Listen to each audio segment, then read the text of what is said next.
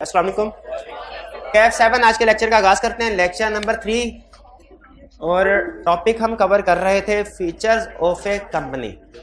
कल के लेक्चर में हमने कुछ फीचर्स डिस्कस किए थे और आज के लेक्चर में हम बाकी के फीचर्स डिस्कस करेंगे। लर्निंग ऑब्जेक्टिव 1 हमारा कंप्लीट हो जाएगा और ये लर्निंग ऑब्जेक्टिव बेसिक कंसेप्ट्स के हवाले से बहुत ही ज़्यादा अहम है। कल के लेक्चर में जो चीज़ हमने डिस्कस की, रिकॉर्डिंग का sound clear?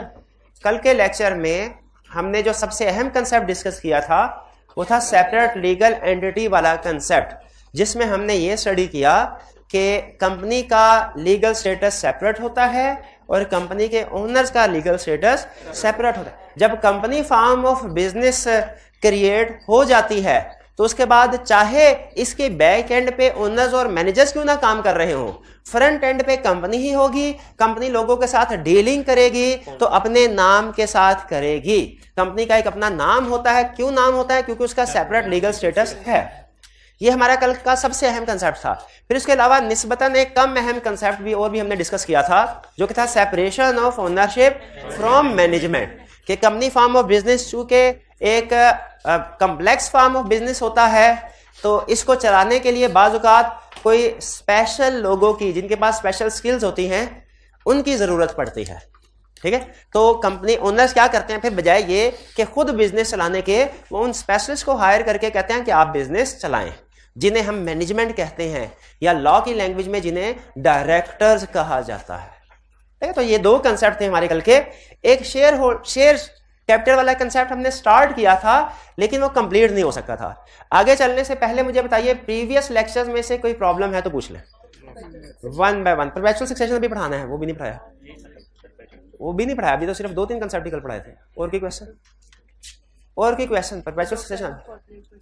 Doctrine of corporate personality. Doctrine कहते हैं किसी फिलॉसफी, किसी कंसेप्ट को। डॉक्ट्राइन ऑफ कॉर्पोरेट पर्सनालिटी का मतलब ये है कि कंपनी लॉ के अंदर जो कंपनी है उसकी एक अपनी अलग पर्सनालिटी होती है। ये जो सेपरेट एंटिटी कंसेप्ट है ना, सेपरेट एंटिटी कंसेप्ट, इसी का दूसरा नाम डॉक्ट्राइन ऑफ कॉर्पोरेट पर्सनालिटी है। कि इसका डॉक्ट्राइन ऑफ कॉर्पोरेट पर्सनालिटी का मतलब है कि कंपनी एक सेपरेट पर्सन है ओनर से। ठीक है, तो एग्जाम में अगर कहे doctrine of corporate personality explain करो तो क्या एक्सप्लेन करेंगे? Separate legal entity concept. शाबाश। और कोई क्वेश्चन नहीं है? अच्छा, अटेंटिव हो कि आपने कंसेप्ट समझने हैं आज के कंसेप्ट। ठीक है, आज जो हम कंसेप्ट समझने जा रहे हैं उसमें एक तो शेयर कैपिटल वाला कंसेप्ट कंक्लूड करेंगे। उसके अलावा आज एक जो अहम कंसेप्ट हमने पढ़ना है वो है लायबिलिटी वाला कंसेप्ट। ठीक है, लिमिटेड लायबिलिटी वाला कंसेप्ट, ये अहम होगा। लेकिन पहले शेयर्स वाला कंसेप्ट डिस्कस। कल हमने ये स्टडी किया था कि सोल प्रोप्राइटरशिप और पार्टनरशिप में जो ओनर घर से पैसे ला के बिजनेस में इन्वेस्ट करते हैं उसे हम कहते हैं कैपिटल। लेकिन कंपनी फॉर्म ऑफ बिजनेस में जो ओनर्स घर से पैसे लेके आते हैं, बिजनेस में इन्वेस्ट करते हैं, उसे कहते हैं शेयर कैपिटल।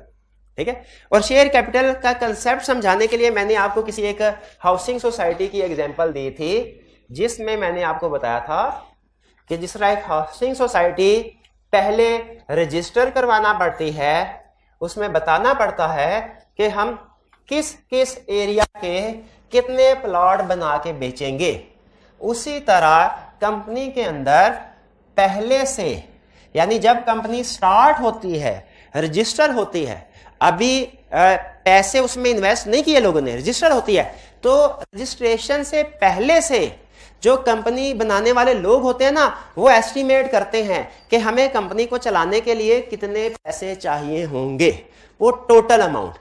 इस टोटल अमाउंट को कहते हैं शेयर कैपिटल। शेयर कैपिटल किसको कहते हैं?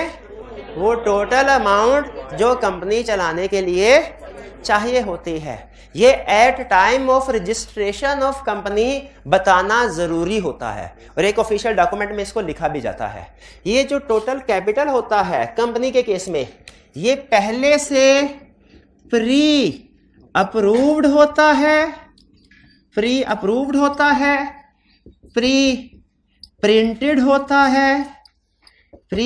होता है इनटू स्मॉलर पार्ट्स।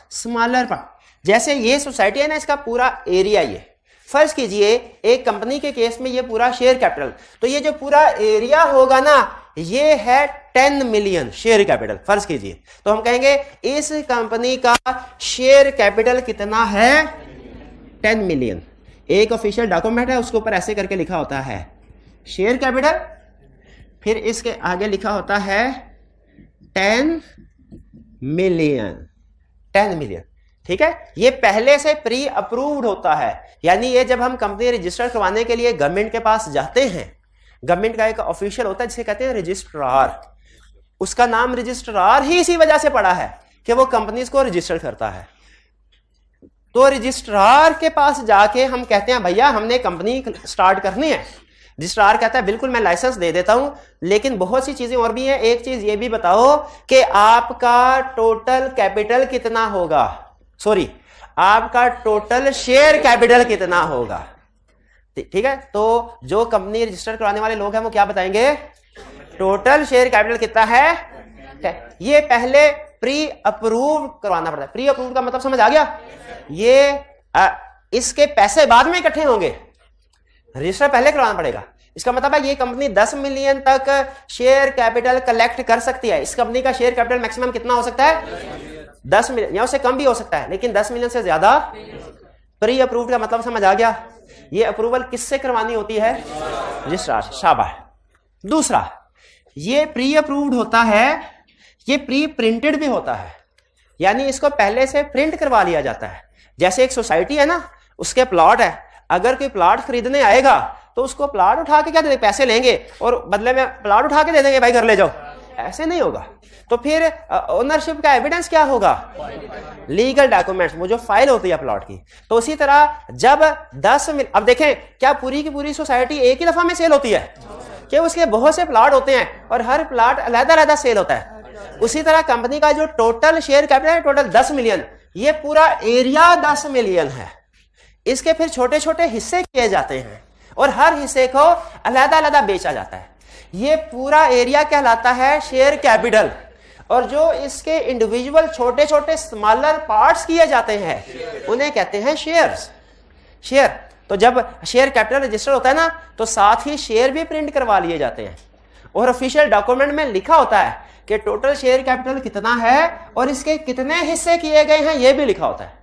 अब ये जैसा सोसाइटी वालों की मर्जी होती है ना, चाहे वो टोटल सोसाइटी की कटिंग करवा लें 2 कनाल के प्लॉट में या 1 कनाल के प्लॉट में, या करवा ले 10 मरला के प्लॉट में, या करवा ले 5 मरला के प्लॉट में। उसी तरह जो कंपनी रजिस्टर करवाने वाले लोग होते हैं ना, ये जब टोटल शेयर कैपिटल रजिस्टर करवा लेते हैं तो उसके बाद इसको छोटे हिस्सों में डिवाइड करना होता है।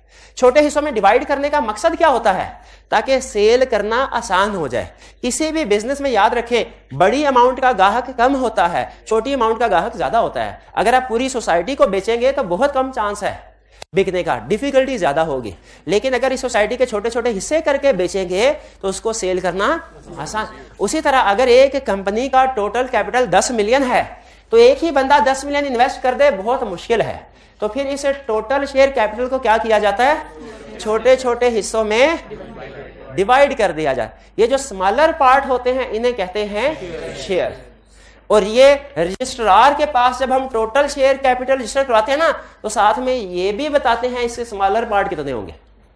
तो जो कंप्लीट स्टेटमेंट बनती है ना, कंप्लीट, वो यूं बनती है कि शेयर कैपिटल ऊपर हेडिंग आई, नीचे शेयर कैपिटल कैसे लिखा जाता है, 1 million shares of rupees 10 each is equal to 10 million. ये ऑफिशियल स्टेटमेंट है जो उसमें डॉक्यूमेंट में लिखी होती है। ये बात समझ आई? अगर कंसेप्ट समझ आया तो मेरे 3 सवालों के जवाब दीजिए।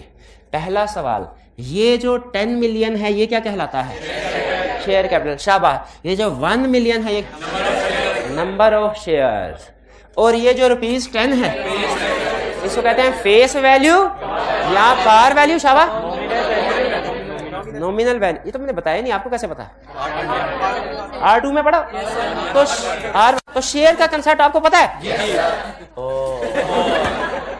कोई बात नहीं होता ना सही है। लेकिन बहरहाल इसमें चूंकि इंटर रिलेटेड दूसरे कंसेप्ट भी थे तो वो भी जैसे टोटल शेयर कैपिटल का रजिस्ट्रार वाला, ठीक है। तो बाहर और वैसे भी आपको कौन सा कंसेप्ट पुराने याद रहते हैं, भूल गए होते हैं, तो बहाने से रिफ्रेश हो गया। 1 million share of ₹10 is equal to 10 million, ये बात समझ आ गई। अच्छा, अब इसका मतलब है इस कंपनी का टोटल कैपिटल 10 मिलियन और उसके शेयर्स कितने हैं 1 मिलियन। जैसे एक प्लॉट है 1 कनाल का।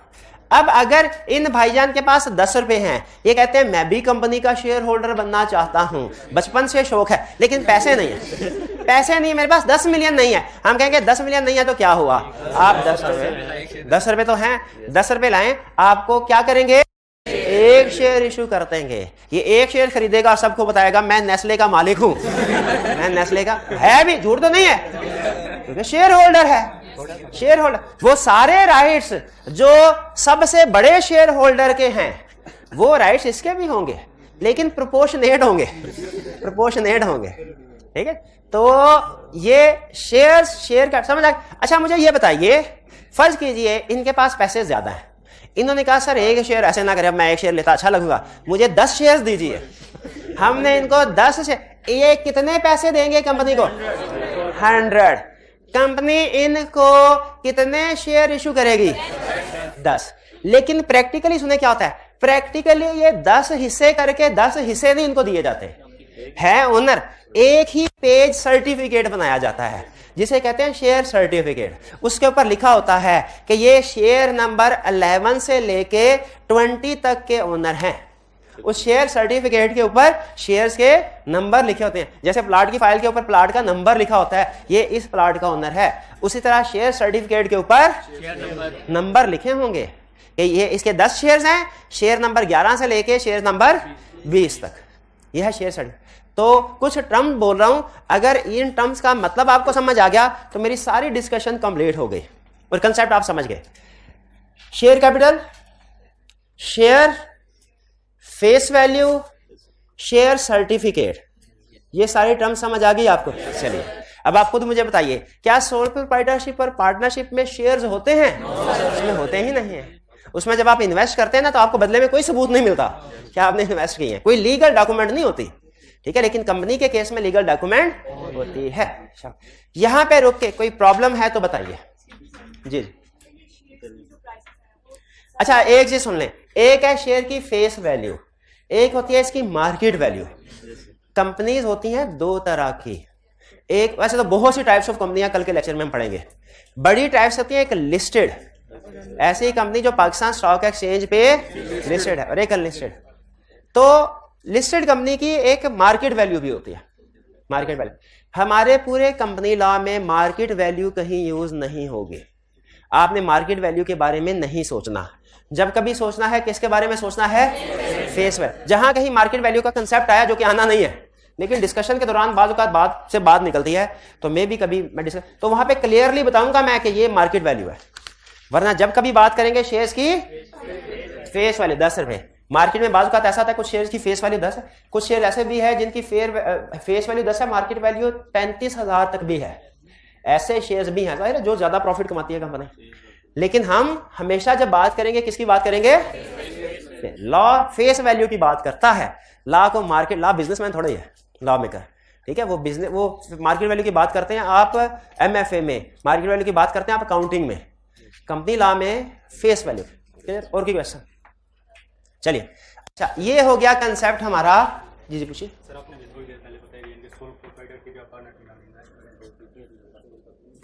जी जी पार्टनरशिप के केस में पार्टनरशिप, देखिए लीगल प्रूफ नहीं होता एक दूसरे के साथ लेन देन। जो पार्टी का सोल प्रोप्राइटरशिप पार्टनरशिप में ये कहते हैं कि सर थोड़ा बहुत प्रूफ तो होता होगा, बिल्कुल होता है। वो जाहिर है जो बंदा भी दूसरे को पैसे देता है ना उसे लिखवा लेता है, मैंने आपसे 10,000 रुपए वसूल पाए और रसीद लिख दी ताकि सनद रहे बवक्त जरूरत काम। लेकिन ये लीगल डॉक्यूमेंट तो नहीं है, ये उनका आपस का है, आपस का। कंपनी के केस में लीगल डॉक्यूमेंट होती है शेयर, ठीक। अच्छा जी ये हो गए, चले हाँ जी सारी कंसेप्ट हो गए। इसके बाद आगे चलते हैं। नेक्स्ट आज का इनमें से हम पढ़ रहे थे सेपरेट लीगल स्टेटस, हमने पढ़ लिया। सेपरेशन ऑफ ओनरशिप हमने पढ़ लिया। शेयर कैपिटल पढ़ लिया। अब आज का दूसरा सबसे अहम कंसेप्ट, फिर इसके बाद बाकी ये कंसेप्ट लेगा आधा घंटा 4 वाला, और बाकी के कंसेप्ट 10 मिनट में निपट जाएंगे। ये कौन सा कंसेप्ट है? Limited liability. ये अच्छा, लॉ में होती है एक्सेप्शंस। एक्सेप्शन समझते हैं किसको कहते हैं? हाँ, कैफ 4 आपने पढ़ा, एक्सेप्शन पता है। एक होता है रूल। एक्सेप्शंस का मतलब है वो सिचुएशन जिन पे ये रूल अप्लाई नहीं होगा। जैसे अगर कोई एक बंदा कोई जुर्म करेगा उसको सजा मिलेगी, ये जनरल रूल है, लेकिन सदर को इस्तिस्ना हासिल है, सदर को इस्तिस्ना हासिल है। तो ये एक्सेप्शंस होती हैं। तो एक्सेप्शन का मतलब क्या होता है? वो सिचुएशन जिनमें कोई लीगल रिक्वायरमेंट अप्लाई नहीं, एक रूल अप्लाई नहीं। तो ये जो हम कंसेप्ट स्टडी करने जा रहे हैं ना, लिमिटेड लायबिलिटी, ये एक छोटी सी एक्सेप्शन है। किस कंसेप्ट की? पहले वाले कंसेप्ट की। ये पहले वाला कंसेप्ट क्या था भला? सेपरेट। कंपनी अलहदा है, ओनर अलहदा है। कंपनी के लिए दिए का ओनर लायबल नहीं, ओनर के लिए दिए का कंपनी लायबल नहीं। क्यों? क्योंकि दोनों सेपरेट लीगल स्टेटस है। कंपनी के एसेट्स और लायबिलिटीज अलहदा हैं, ओनर यानी शेयर होल्डर्स के एसेट्स और लायबिलिटीज अलहदा हैं। ये था हमारा सेपरेट लीगल एंटिटी कंसेप्ट। अब जो हम सेपरेट लीगल स्टेटस, अब जो हम पढ़ने जा रहे हैं वो है लिमिटेड लायबिलिटी। ये छोटी सी एक्सेप्शन है इस कंसेप्ट की। ये कंसेप्ट कहता है कोई लायबिलिटी नहीं है कंपनी के डेट्स के लिए उसके शेयर होल्डर लायबल, लेकिन लिमिटेड लायबिलिटी कंसेप्ट कहता है शेयर जो ओनर्स हैं जिनको मेंबर्स भी कहते हैं या शेयर होल्डर भी कहते हैं, जो ओनर्स हैं, जो मेंबर्स हैं, वो लायबल हैं थोड़ी सी हद तक। ऊपर क्या पढ़ा हमने कि मेंबर जो हैं कंपनी के ओनर, वो कंपनी के डेट्स के लिए लायबल, दोनों के एसेट्स और लायबिलिटी लाता। लिमिटेड लायबिलिटी कंसेप्ट क्या है कि owners may be liable for unpaid debts of company, may be liable, लेकिन कितने liable? Up to limited amount. ठीक है। अब यहां पे जो क्वेश्चन जहन में आता है वो ये कि ये लिमिटेड अमाउंट क्या है, कितनी है। तो इसका जवाब है कि ये डिपेंड करता है टाइप ऑफ कंपनी के ऊपर। लिमिटेड लायबिलिटी का कंसेप्ट समझ आया कि owners may be liable for unpaid debts of company, लेकिन अप टू लिमिटेड अमाउंट। वो लिमिटेड अमाउंट क्या है? ये डिपेंड करता है टाइप ऑफ कंपनी पे। अगर कंपनी लिमिटेड बाय शेयर है तो लायबिलिटी कुछ और है, और अगर कंपनी लिमिटेड बाय गारंटी है तो लायबिलिटी कुछ और है। यहां तक कंसेप्ट समझ आया? अच्छा, अब मेन कंसेप्ट समझ आ गया, लेकिन उसके अंदर जो ये limited by share, limited by guarantee use हुआ है, ये समझ नहीं आया हमें कि कंपनी लिमिटेड बाय शेयर क्या होती है, कंपनी लिमिटेड बाय गारंटी क्या होता है।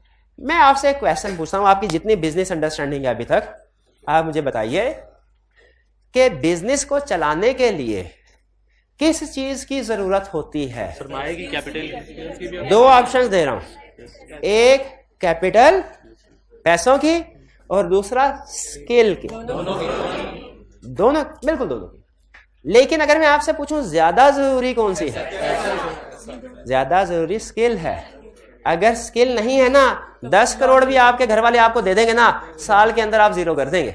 और अगर स्किल है तो हिस्ट्री में ऐसी एग्जांपल है एंटरप्रेन्योर में, पाकिस्तान की सोसाइटी में नहीं है, फॉरेन कंट्री में, कि 10 रुपए से बिजनेस शुरू किया और फिर 10 अरब तक भी पहुंच गए, और इससे आगे भी। पाकिस्तान में भी कुछ एग्जांपल्स ऐसी हैं, मे भी आप अपने रिलेटिव्स में इर्द गिर्द में देखें तो आपको कुछ ना कुछ एग्जांपल नजर आए कि बहुत ही छोटे से लेवल पे बिजनेस शुरू किया, पैसा बिल्कुल भी नहीं था। अब बल्कि सबसे बड़ी एग्जांपल मलिक रियाज साहब, उनका एक दफा इंटरव्यू आया ना, उन्होंने कहा ऐसा भी टाइम था कि मेरे पास अपनी बीवी की दवाई खरीदने के लिए पैसे नहीं थे, लेकिन उस लेवल से फिर कहा। तो ये क्या है? स्किल। तो देखिए, पैसा भी जरूरी है, स्किल भी जरूरी, लेकिन दोनों में से ज्यादा जरूरी क्या है? स्किल ज्यादा जरूरी है। ठीक है। इसीलिए अगर तो कंपनी ऐसी हो जिसके लिए पैसा ज्यादा जरूरी है, तो फिर जो हम टाइप ऑफ कंपनी बनाते हैं उसे कहते हैं लिमिटेड बाय शेयर्स। यानी लिमिटेड बाय शेयर, इसका मतलब है उसमें शेयर्स भी होते हैं, शेयर हैं तो शेयर कैपिटल भी होता होगा जिससे पैसे आते हैं। और अगर पैसों की जरूरत नहीं है या फिलहाल नहीं है, बाद में कभी पड़ेगी तो फिर देख लेंगे। तो जो कंपनी बनाते हैं वो क्या है, लिमिटेड बाय गारंटी। ठीक है, इसमें शेयर कैपिटल होता है, इसमें नॉर्मली शेयर कैपिटल, नॉर्मली का वर्ड यूज कर रहा हूं, जरूरत पड़ने पे आ भी सकता है लेकिन नॉर्मली नहीं होता। भाई फर्क नजर आया दोनों में। अगला फर्क सुने, जो कंपनी लिमिटेड बाय शेयर है ना, इसमें लोगों से स्टार्ट में पैसे इकट्ठे किए जाते हैं, यानी कंपनी अपना ऑपरेशंस बाद में स्टार्ट करेगी, लोगों से पैसे पहले कर और उनको शेयर इशू कर देगी। ठीक है, जैसे ये भाईजान आके कहने लगे मुझे 10 शेयर्स दीजिए, इनको 10 शेयर 100 रुपया लेके 10 शेयर इशू कर देंगे। इन्होंने कहा 1000 दीजिए शेयर, इनको 1000 शेयर इशू कर देंगे। क्लियर। अच्छा एक चीज ध्यान में रखिएगा, शेयर की फेस वैल्यू हमेशा 10 रुपए हो ये लाजमी नहीं है, उतनी हो सकती है। कुछ कंपनीज की शेयर वैल्यू 100 भी है फेस वैल्यू, कुछ की 1000 भी हो सकती है, 500 भी हो सकती है, कुछ भी हो सकती है। मैं सिर्फ सिंगल एक ही एग्जांपल लेके चल रहा हूं 10 रुपए वाली, लेकिन इसका यह मतलब नहीं कि हमेशा फेस वैल्यू 10 रुपए होगी। तो शेयर इशू कर दिए, शेयर कैपिटल आ गया, काम शुरू। कंपनी है लिमिटेड बाय शेयर। अब लिमिटेड बाय गारंटी है, इसको शुरू करने के लिए पैसों की जरूरत नहीं है। इसके ये नॉर्मली इसमें कुछ सर्विस सेक्टर के बिजनेस आ सकते हैं जो ये कहें सर मैं डॉक्टर हूं, डेंटिस्ट हूं, बहुत अच्छा, तो एक एक पेशेंट से 3-3 हजार लूंगा, लेकिन मेरे पास ना किसी प्रॉपर जगह पे अपना क्लिनिक स्टार्ट करने के लिए जगह नहीं है, रेंट पे लेनी है, तो रेंट के लिए भी कुछ 10-15 लाख की जरूरत तो है। बैंक से कहता है कि आप मुझे लोन दे दें। अब अगर बैंक से लोन कुछ लोग पूछते हैं सर कुछ ना कुछ पैसों की तो जरूरत होगी ना, ज्यादा की ना सी करोड़ों में ना सी लाखों में, कुछ ना कुछ, तो ये लिमिटेड बाय गारंटी क्या करती है ये फिर शेयर इशू नहीं करते, ये बैंक से लोन लेती है। बैंक से लोन लेती है तो बैंक क्या मांगता है, गारंटी। कहता है गारंटी दो कि अगर आपने लोन वापस ना किया तो फिर जो limited by guarantee company start करने वाले होते हैं ना, वो ये बैंक को गारंटी देते हैं। अच्छा गारंटी जरा गौर से सुनिएगा क्या है, ये गारंटी देते हैं सर अगर कंपनी चलाई और हम 3 लोग हैं, हम कंपनी स्टार्ट करने जा रहे हैं, कंपनी क्रिएट की, रन की, अव्वल तो बहुत होपफुल है हम कि कंपनी अपने ऑपरेशन से पैसा कमा के लोन वापस कर देगी, लेकिन अगर कंपनी लोन वापस नहीं करती तो हम गारंटी देते हैं जाती तौर पे, हम पर्सनली जाती तौर पे गारंटी देते हैं कि जितने भी लोन की आउटस्टैंडिंग अमाउंट होगी ना, अगर कंपनी पे नहीं कर पाती तो हम पे करेंगे। लेकिन कब पे करेंगे, जब कंपनी बंद हो जाए और आपका डेट अदा ना कर सके, जब कंपनी वाइंड अप हो जाए, लिक्विडेट हो जाए और आपका डेट अदा ना हो, उस वक्त हम पे करेंगे। रनिंग कंपनी में हमारी जिम्मेदारी नहीं है, वो कंपनी खुद पे करेगी। कंपनी खुद, बैंक वाला कहता ठीक है कंपनी से पैसे आए या तुमसे आए मुझे क्या है, ठीक है, लेकिन मुझे तो गारंटी चाहिए थी, अगर कंपनी लोन पे नहीं करती तो तुम पे कर दोगे। गारंटी दे दी उन्होंने। तो ऐसी कंपनी क्या होती है, लिमिटेड बाय गारंटी। अच्छा अगर लिमिटेड बाय शेयर और लिमिटेड बाय गारंटी में फर्क समझ आ गया है तो कंसेप्ट को आगे लेके चले। अच्छा लिमिटेड बाय गारंटी में अमाउंट जो है, जो लायबिलिटी है, अब देखिए इसमें भी शेयर होल्डर्स ने पैसे इन्वेस्ट करने हैं, लिमिटेड बाय शेयर में भी, इसमें भी पैसे इन्वेस्ट करने हैं, ओनर्स ने इस कंपनी में भी पैसे इन्वेस्ट करने हैं, इसमें भी करने हैं। किस कंपनी में स्टार्ट में करना है, लिमिटेड बाय शेयर। किस कंपनी में एंड में करने हैं, winding up, limited by guarantee में। ठीक है, तो लिमिटेड बाय शेयर में अगर शेयर की फेस वैल्यू है 10 रुपए और ओनर ने पैसे दिए हैं 10 रुपए, तो इसका मतलब है, इसको हम कहते हैं share is fully paid, share is fully paid. इस सूरत हाल में शेयर होल्डर की कोई लायबिलिटी नहीं है कि वो मजीद 1 रुपया भी दे। ठीक, लेकिन पहले एक इजाजत होती थी कि शेयर होल्डर को शेयर इशू करना है ना, तो शेयर होल्डर इसकी किस्तें करवा सकता था, इंस्टॉलमेंट्स, पहले इजाजत होती थी, अब नहीं, अब खत्म कर दिया उन्होंने। लेकिन कुछ कंपनी पाकिस्तान में पुरानी भी चल रही है, तो इसलिए ये कंसेप्ट अभी भी पढ़ाया जाता है। अगर शेयर 10 रुपए का है कि शेयर होल्डर कहता है मेरे पास 10 रुपए नहीं 6 रुपए हैं, अभी 6 रुपए ले लें, 4 रुपए 6 महीने बाद दे दूंगा, तो ऐसे शेयर को हम क्या कहते थे, पार्टली पेड, पार्टली पेड। 10 के शेयर के 10 के पूरे पैसे दे दिए, फुल्ली पेड। पैसे 10 से कम दिए, पार्टली पेड। अब जरा सुनिएगा, अगर तो कंपनी लिमिटेड बाय शेयर है तो क्या कंपनी के owners, members, share holder liable हैं कि वो कोई अमाउंट पे करेंगे? क्या शेयर होल्डर्स की लायबिलिटी है? यस, लायबिलिटी है। कितनी? Up to unpaid amount of shares held by them. Unpaid amount अगर कोई है, इफ एनी लाजमी लिखा होता है एंड में, इफ एनी, क्योंकि अगर शेयर फुल्ली पेड हो गए हैं तो लायबिलिटी कितनी? कंपनी लिमिटेड बाय शेयर में अगर शेयर्स फुल्ली पेड हैं तो शेयर होल्डर की लायबिलिटी कितनी? और अगर शेयर्स पार्टली पेड हैं तो लायबिलिटी कितनी? अनपेड अमाउंट तक। अच्छा, एक शेयर होल्डर है, कहने लगा मैं 1 लाख शेयर खरीदूंगा, हमने कहा दिए 1 लाख शेयर्स। कहने लगा लेकिन मेरे पास पैसे जो हैं वो 1 लाख शेयर के बनते हैं 10 लाख और मेरे पास पैसे हैं 6 लाख। बंदे कितने हैं? 10 लाख। पैसे कितने हैं? 6 लाख। हमने कहा लाओ 6 लाख दो। फर्ज कीजिए पुराने जमाने में बैठे 30 साल पहले, हमने कहा 6 लाख दो। इसने 6 लाख दिया, हमने शेयर इशू कर दिए। ये शेयर फुल्ली पेड है कि पार्टली पेड? Partly paid. और क्या अब इनकी लायबिलिटी है शेयर होल्डर की? कितनी लायबिलिटी है? 10 लाख की, 6 लाख की, 4 रुपए की या 4 लाख की? 4 लाख की। 4 रुपए एक शेयर की लायबिलिटी है। और सारे शेयर की कितनी लायबिलिटी? हाँ जी, number of share respectively held by him, जितने शेयर हैं, ये पता चल गया। और अगर किसी शेयर होल्डर ने लाख शेयर्स खरीदे और सारी की सारी अमाउंट 10 लाख रुपए अदा कर दी 10 रुपए के हिसाब से, तो इन शेयर्स को कहते हैं फुल्ली पेड। इसमें शेयर होल्डर की लायबिलिटी कितनी है? 0। ये समझ आ गया? कंपनी लिमिटेड बाय शेयर और लिमिटेड बाय गारंटी में फर्क क्या समझ आ गया? लिमिटेड बाय शेयर में शुरू में शेयर इशू करके पैसे इकट्ठे किए जाते हैं। लिमिटेड बाय गारंटी में एंड पे अगर कंपनी वाइंड अप हो रही हो और अपने डेट्स को पे ना कर सके उस वक्त पैसे अदा करते हैं। चलिए, और कंपनी लिमिटेड बाय शेयर में जब कोई आपसे पूछे ना इसकी लायबिलिटी क्या होगी, आपने हमेशा 2 हिस्सों में आंसर देना है। If share are fully paid तो लायबिलिटी होगी 0। If share are partly paid तो लायबिलिटी होगी up to unpaid amount. Paid amount नहीं, अनपेड अमाउंट जो अदा करना। क्लियर? अच्छा, अगर कंपनी लिमिटेड बाय गारंटी है तो लायबिलिटी कितनी होगी? अप टू अमाउंट जो के मेंबर्स एग्री करेंगे, जो के मेंबर्स गारंटी देंगे। कंपनी लिमिटेड बाय गारंटी में मेंबर्स की लायबिलिटी क्या है? Up to amount which member agree to contribute to the assets of company. यानी एसेट्स, अगर लायबिलिटी ज्यादा है, एसेट्स कम है, कंपनी वाइंड अप हो रही है, लायबिलिटी ज्यादा है, एसेट्स कम है, तो मेंबर्स ने जो कंट्रीब्यूशन करनी है, घर से पैसे लाने हैं, वो पैसे लाके एसेट्स में डाल के एसेट्स को लायबिलिटी के बराबर करेंगे कि पैसे लायबिलिटी में डालने हैं?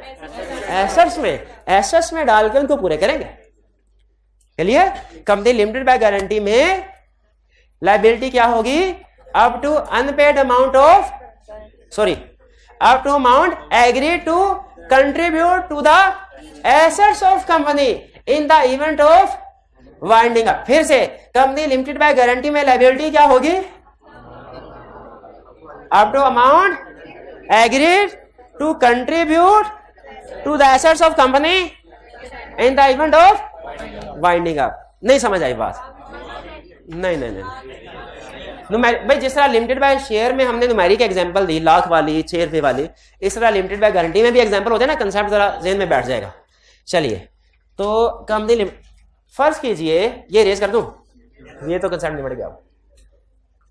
एक कंपनी है लिमिटेड बाय गारंटी, एक कंपनी है लिमिटेड बाय गारंटी, ये कंपनी चल रही है, इसके एसेट्स हैं फर्ज कीजिए 20 मिलियन और इसकी लायबिलिटीज हैं 30 मिलियन। मेंबर्स की लायबिलिटी कितनी है? अभी कोई भी नहीं, अभी तो वाइंडिंग अप हुई नहीं। लिमिटेड बाय गारंटी में लायबिलिटी कब अराइज होगी? यानी मेंबर से कब कहा जाएगा घर से पैसे लेके आओ? जब कंपनी वाइंड अप होगी। अच्छा, हाँ, एग्रीमेंट हो चुका है, एग्रीमेंट कंपनी के स्टार्ट में ही हो चुका था कि अगर कंपनी अपना लोन वापस नहीं कर पाई तो हम अदा करेंगे। एग्रीमेंट स्टार्ट में ही हो चुका था, लेकिन उस एग्रीमेंट के तहत अभी अमाउंट पे नहीं करनी। क्यों पे नहीं करनी? वाइंडिंग कंपनी चल रही है। उन्होंने कहा सर जी ये एक सीजन की बात है, अगले सीजन कोरोना के हालात है, कोरोना जैसे ही निमटे खत्म होगा फिर से ऊपर आपका लोन पहले सीजन में चुकता कर देंगे। लेकिन हाँ, ये लाइबिलिटी की अमाउंट स्टार्ट में ही एग्री हो जाती है। और हाँ, किस मेंबर ने कितने पैसे अदा करने ये स्टार्ट में ही एग्री हो जाता है। हो सकता है 3 मेंबर्स हैं, मेंबर ए कहे, बैंक कहता है भाई मेरे से 50 मिलियन का लोन ले रहे हो ना, तो मुझे 50 मिलियन की गारंटी चाहिए। वो मेरी बिलास है, चाहे 50 के 50 मिस्टर ए ही दे दे गारंटी, चाहे मिस्टर ए 30 मिलियन दे, मिस्टर बी 10 मिलियन और मिस्टर सी 10 मिलियन, इससे गर्ज नहीं है। तो मेंबर्स डिफरेंट अमाउंट गारंटी करना चाहें कर सकते हैं, सेम अमाउंट गारंटी करना चाहें वो भी कर सकते हैं। ठीक है जी। अब एसेट्स और लायबिलिटीज, रनिंग बिजनेस लायबिलिटी, लेकिन अगर ये बिजनेस वाइंड अप हो जाए तो बताइए अब मेंबर्स की लायबिलिटी है क्या? है। कितनी लायबिलिटी? 10 मिलियन। तो इन्होंने 10 मिलियन कंट्रीब्यूट करना है। अब ये 10 मिलियन जो कंट्रीब्यूट करना है ये लायबिलिटीज में करना है कि एसेट्स में? एसेट में। लायबिलिटी को 30 से 40 थोड़ी करेंगे, एसेट्स को 20 से 30 करने। तो contribute to the assets of the company in event of winding up. Winding up में कंट्रीब्यूट। क्लियर? अच्छा, अब सिचुएशन थोड़ी सी डिफरेंट। आखिरी क्वेश्चन पूछूंगा, अगर जवाब सही दे दिया तो इसका मतलब है लिमिटेड बाय गारंटी का कंसेप्ट आपको समझ आ गया। अगर ये सिचुएशन ऐसी हो कि एसेट्स हैं 30 मिलियन, लायबिलिटीज है 20 मिलियन और कंपनी वाइंड अप हो गई, मेंबर्स की लायबिलिटी क्या है? 0। शाबाश। तो जिस तरह कंपनी लिमिटेड बाय शेयर में 2 ऑप्शन थी ना, फुल्ली पेड है तो यहां partly paid, fully paid 0, partly paid remaining amount. उसी तरह कंपनी लिमिटेड बाय गारंटी में अगर वाइंडिंग अप में लायबिलिटी ज्यादा है, एसेट्स कम है, तो लायबिलिटी होगी जितना भी शॉर्टफॉल है, और अगर एसेट्स ज्यादा है लायबिलिटी कम है, क्यों? क्योंकि सारे पैसे कंपनी के एसेट से ही चुकता हो जाएंगे। मेंबर्स को खुद घर से पैसे लाने की जरूरत ही नहीं है, बल्कि वो तो खुशी खुशी जो बाकी के पैसे होंगे वो घर लेके जा रहे होंगे। भाई बात समझ आई लायबिलिटी की? लिमिटेड बाय शेयर और लिमिटेड, देखिए सब्जेक्ट नया ना, लीगल कंसेप्ट है, तो मे भी शुरू में आपको थोड़ी प्रॉब्लम लगे, लेकिन जैसे जैसे आप होम असाइनमेंट करते जाएंगे ना, जैसे जैसे होम, देखिए एक टॉपिक को पढ़ते हैं ना, पढ़ने से जितनी कुछ समझ आनी होती है ना वो पहली दफा में ही आ जाती है। जो कोई कंसेप्ट अड़ जाता है ना वो बार बार पढ़ने से नहीं समझ आएगा, फिर वो प्रैक्टिस क्वेश्चन करने से समझ आएगा। मेरे अपने बहुत से कंसेप्ट्स जब क्वेश्चन सामने आया, क्वेश्चन को सॉल्व किया, उस वक्त क्लियर होते हैं। तो इसीलिए मैं भी अभी आपको कुछ कंसेप्ट्स ये limited by share, limited by guarantee वाला मुश्किल लग रहा हो, लेकिन जैसे ही आप आज की होम असाइनमेंट करेंगे इंशाल्लाह अगर कोई प्रॉब्लम है भी दूर हो जाएगी। क्लियर हो गया जी? सेपरेट लीगल स्टेटस क्या है? कंपनी लादा, मेंबर्स लादा, दोनों के एसेट्स लायबिलिटीज लादा। लेकिन लिमिटेड लायबिलिटी का कंसेप्ट क्या है कि कभी कभार ओनर्स भी लायबल हो सकते हैं कंपनी का डेट पे करने के लिए। वो कब होते हैं वो डिपेंड करता है, लिमिटेड बाय शेयर का रूल और है, लिमिटेड बाय गारंटी का रूल और है। एग्जाम में ध्यान से देखना, कंपनी लिमिटेड बाय शेयर की गारंटी। क्लियर? आगे चलते हैं। ये कंसेप्ट क्लियर हो गया? पक्का जी।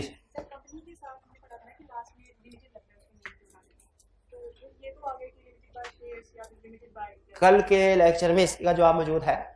उन्होंने कहा सर हमें कैसे पता चलेगा क्वेश्चन के अंदर कि कंपनी लिमिटेड बाय शेयर है कि लिमिटेड बाय गारंटी? कहीं ऐसा ना हो कंपनी लिमिटेड बाय शेयर है तो हम गारंटी वाला रूल लगा दें और वो 0 नंबर मिले, और कंपनी लिमिटेड बाय गारंटी है तो शेयर वाला रूल लगाते हैं नंबर 0 मिले। तो क्या वो क्वेश्चन में बताएगा? क्या वो क्वेश्चन में बताएगा कि ये कंपनी लिमिटेड बाय शेयर है कि कंपनी लिमिटेड बाय गारंटी? नहीं बताएगा, मर जाएगा, नहीं बताएगा। कंपनी के नाम फिर आपको कैसे पता चलेगा? ये नाम से आपने सुना होगा, नाम ही काफी नहीं, नाम में क्या रखा है? तो वो गलत सुना था, नाम में रखा है ना, नाम में रखा है ना। ठीक है, अब आपने मुझे, मैं आपको एक बंदे का रिलीजियन नहीं बताऊंगा, आपने गैस करना है। ठीक है? लियोनार्डो डिकैप्रियो, क्या ये मुसलमान है? नहीं। और अब्दुल्ला, भाई कैसे, मैंने आपको ये तो नहीं बताया अब्दुल्ला एक मुसलमान है या नहीं। तो उसी तरह अगर आपको क्वेश्चन में टाइप ऑफ कंपनी ना बताए, क्या आप नाम से जज कर सकते हैं कौन सी टाइप है? इसका जवाब है यस। और ये नाम से टाइप ऑफ कंपनी जज करना ये आपको कल सिखाना है, आज नहीं, ठीक है? हर रोज छोटी छोटी स्किल सीखते जाएंगे ना, सारा काम एक दिन में थोड़ी सीख लेना। हाँ, बैंकरप्सी का मतलब होता है वाइंड अप हो जाना। बैंक क्वेश्चन में डिफरेंट वर्ड यूज कर सकता है, bankruptcy, liquidate, wind up, dissolve, default. Default की बजाय डिसॉल्व बेहतर है। डिफॉल्ट आगे बताऊंगा क्यों नहीं कहा। इंसॉल्वेंसी, सारा कुछ तो आप पढ़ के आए हुए हैं। अच्छा, मेरा काम आसान हो गया। ये सारे अल्फाज मैं समझ गया। आगे चल, नहीं, यहां अभी इतना ही समझे, इससे आगे बाद में, ठीक है? आगे चलते हैं। परपेचुअल, देखिए बात का ऐसा होता है ना, बच्चा होता है वो कहता है मैं खाने को कुछ, ये चीज भी खाने को चाहिए मुझे, आइसक्रीम भी चाहिए, आइसक्रीम भी बर्फ वाली चाहिए, वो कुल्फी बर्फ वाली चाहिए।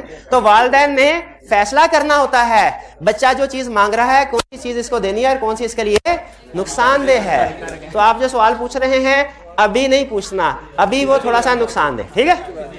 हाँ, आगे चल के इंशाल्लाह नोट कर लें, इसको नोट कर लें, ये इंशाल्लाह आगे चल के ऑटोमेटिकली आपको इसका आंसर मिल जाएगा।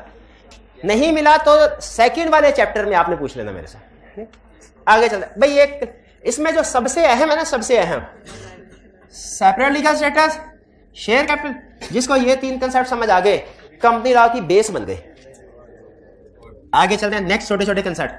परपेचुअल सक्सेशन, परपेचुअल का मतलब हमेशा, सक्सेशन का मतलब चलती रहेगी, कंपनी हमेशा चलती रहेगी, कंपनी कभी नहीं मरेगी, ठीक है? एक दिन आएगा मैं और आप मर जाएंगे लेकिन कंपनी जिंदा रहेगी।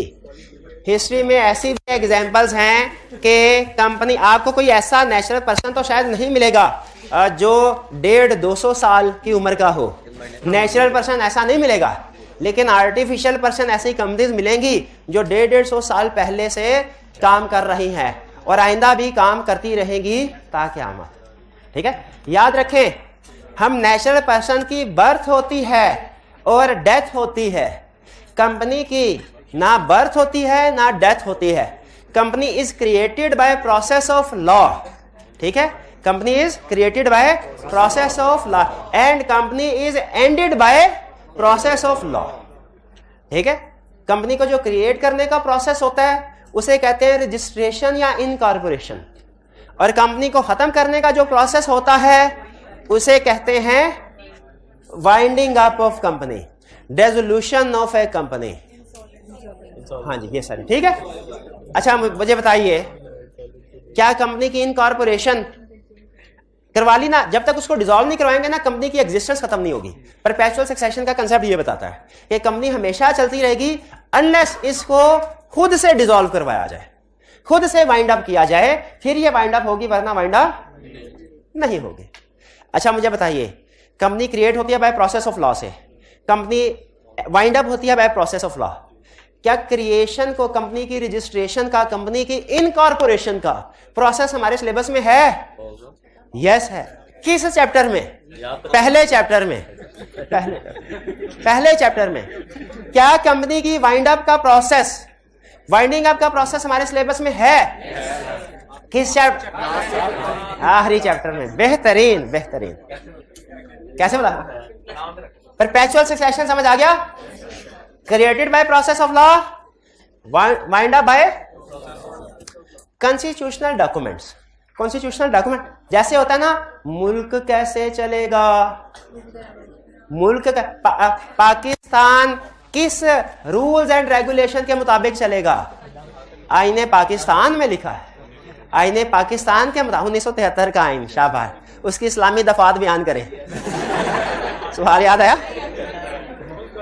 तो मुल्क का नाम इस्लामी जमहूरिया पाकिस्तान होगा, सदर का मुसलमान होना जरूरी है, वगैरह वगैरह। ठीक है जी, बिल्कुल। अच्छा, तो जिस तरह पाकिस्तान को चलाने के लिए एक आईनी डॉक्यूमेंट है जिसे आईने पाकिस्तान कहते हैं, उसी तरह आपने शायद कैफ 4 में पढ़ा होगा कि पार्टनरशिप बिजनेस को चलाने के लिए भी एक आईनी डॉक्यूमेंट होती है, पार्टनरशिप डीड। शाबाश शाबाश, ठीक है। और साथ ही साथ पार्टनरशिप एक्ट भी, ठीक है, बिल्कुल ठीक। कंपनी को चलाने के लिए भी कॉन्स्टिट्यूशनल डॉक्यूमेंट होती है, लेकिन वो पार्टनरशिप डीड नहीं है, वो आईने पाकिस्तान भी नहीं है। उसका नाम है मेमोरेंडम ऑफ एसोसिएशन और आर्टिकल्स ऑफ एसोसिएशन। क्या नाम है? Memorandum of association. Companies act भी है, कंपनीज एक्ट भी है, लेकिन कंपनीज एक्ट है हर कंपनी पे अप्लाई होगा। मेमोरेंडम ऑफ एसोसिएशन और आर्टिकल्स ऑफ एसोसिएशन जिस कंपनी के है उसके अप्लाई होंगे। मेमोरेंडम ऑफ एसोसिएशन और articles of association her company का अलग अलग होता है, लेकिन कंपनीज एक्ट सब कंपनी के लिए, ठीक है जी। तो आईनी दस्तावेजात कंपनी के केस में क्या हो, कंपनी किनके मुताबिक चलेगी? जिस तरह पार्टनर्स में कोई डिस्प्यूट अराइज हो जाता था तो पार्टनरशिप एग्रीमेंट के मुताबिक होता, और अगर पार्टनरशिप एग्रीमेंट में कोई चीज नहीं लिखी हुई तो पार्टनरशिप एक्ट के मुताबिक रिजॉल्व होता है। उसी तरह अगर कंपनी में कोई डिस्प्यूट अराइज हो जाता है डायरेक्टर्स का आपस में, शेयर होल्डर्स का आपस में, कैसे रिजॉल्व होगा? मेमोरेंडम और आर्टिकल्स ऑफ एसोसिएशन की रोशनी में। अभी आपके लिए थोड़ा अजीब लग रहा होगा मेमोरेंडम ऑफ एसोसिएशन क्या है, ये आर्टिकल्स ऑफ एसोसिएशन क्या है, ये पढ़ना है हमने, लेकिन नेक्स्ट चैप्टर में। इस चैप्टर में सिर्फ इतना समझ लें कि कोई डॉक्यूमेंट्स हैं जिनके मुताबिक कंपनी अपनी जिंदगी गुजारती है। चलिए, तो कंपनी के केस में कॉन्स्टिट्यूशनल डॉक्यूमेंट्स कौन से होंगे? मेमोरेंडम ऑफ एसोसिएशन,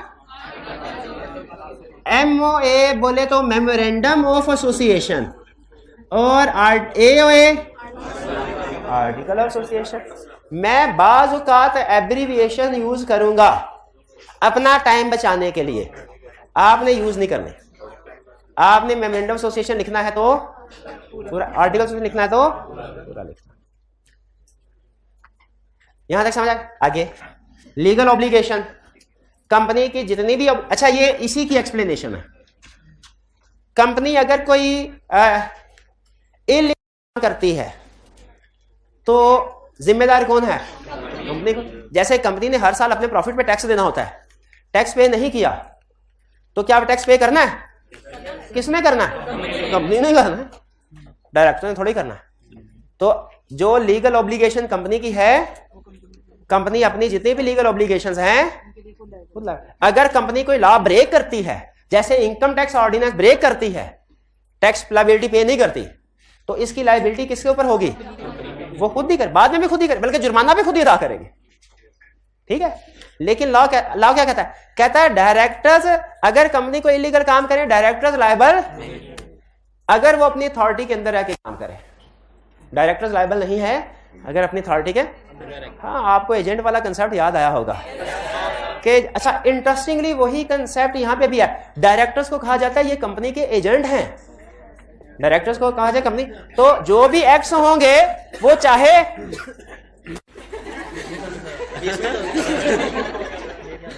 दो मिनट सिर्फ 2 मिनट। तो मुझे बताइए, अगर डायरेक्टर्स कंपनी के एजेंट है, अपनी अथॉरिटी के अंदर रहते हुए काम करें तो लायबल, कंपनी ही लायबल है। लेकिन अगर अपनी अथॉरिटी से एक्सीड करें डायरेक्टर, छोटी सी एग्जांपल आपने बताना है, इस केस में कंपनी लायबल होगी कि डायरेक्टर? कंपनी ने कहा भाईजान इधर से पाकिस्तान से आपने जूते बना के एक्सपोर्ट, अब फुटबॉल बना के एक्सपोर्ट करने हैं। डायरेक्टर्स ने फुटबॉल बना के एक्सपोर्ट किए, पर फुटबॉल के अंदर कोई चर्स भी भेज के एक्सपोर्ट करते हैं। अब पकड़े गए, अब जेल कंपनी जाएगी क्या डायरेक्टर? क्यों डायरेक्टर? अपनी अथॉरिटी से। और अगर टैक्स पे करना है कंपनी का, कंपनी ने करना है, डायरेक्टर थोड़ी देर से करेंगे। भाई क्लियर हो गई बात? ये थे फीचर्स, घर जाके तसल्ली से रीड करना है। अगर कोई बात समझ नहीं आई तो कल क्लास में पूछना है, लेकिन कोई बात समझ में आए या ना आए, चाहे घर जाके एक भी लफ्ज समझ में ना आए, असाइनमेंट जरूर करनी है। इस वजह से असाइनमेंट नहीं छोड़नी कि सर समझ नहीं आया था, हमने कहा क्लास में आपसे पूछेंगे, तो पूछना बाद में है, करना पहले है। आज का लेक्चर यहाँ पे खत्म करते हैं हम। अल्लाह हाफिज।